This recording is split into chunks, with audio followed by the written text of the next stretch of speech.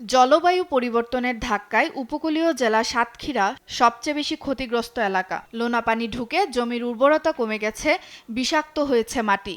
কৃষিকাজে দেখা দিয়েছে বিরাট অনিশ্চয়তা।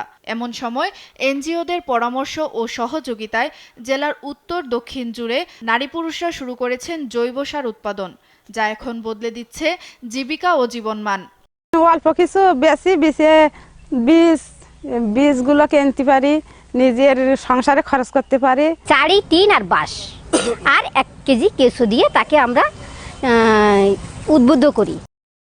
শ্যামনগর উপজেলার বুড়িগোয়ালিনী ইউনিয়নের নুরুন্নাহারের সংসার চলত সুন্দরবনের নদীতে রেণু সংগ্রহ করেই। কুমিরের ভয়, কামটের আক্রমণ আর লোনা পানির মাঝে প্রতিদিন ছিল জীবন ঝুঁকি। আজ সেই নুরুন্নাহাররাই কয়েকটা চারি, প্রশিক্ষণ আর সামান্য সহায়তা পেয়ে বাড়িতে বসেই উৎপাদন করছেন কেঁচো দিয়ে বানানো ভার্মি কম্পোস্ট। ক্লাইমেট হিরো আমরা বলতে পারি সেই মোড়ল আব্দুল মালেক। তিনি কিন্তু বর্তমানে তার এই যে ভার্মি কম্পোস্ট বা জৈব সার আমরা যেটা বলি, সেটার কিন্তু একটা নীরব বিপ্লব ঘটিয়ে যাচ্ছেন। তিনি কিন্তু আমাদের সাতক্ষীরা জেলা সহ বাংলাদেশের বিভিন্ন প্রান্তে কিন্তু তার এই জৈব সার বা রাসায়নিক সার সবুজ সার নামে একটা ব্র্যান্ডের মাধ্যমে কিন্তু ছড়িয়ে দিচ্ছেন।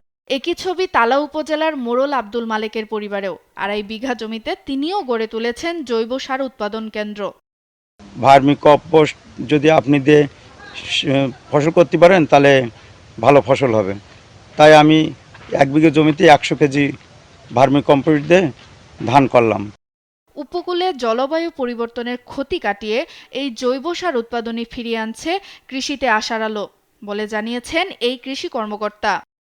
পুরুষের পাশাপাশি নারীরাও এই কাজে অংশগ্রহণ করছে এবং এই সকল নারী ইতিপূর্বে সুন্দরবনের বিভিন্ন ঝুঁকিপূর্ণ কাজে নিয়োজিত ছিল, কিন্তু এই ভার্মি কম্পোস্ট উৎপাদনের ফলে তাদের নিজেদের উপার্জনের একটা ব্যবস্থা তৈরি হয়েছে।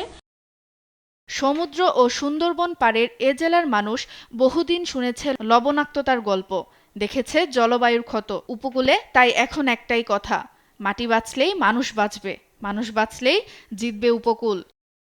সুপ্রিয়া তৃষা, নিউজ ডেস্ক, দেশ টিভি।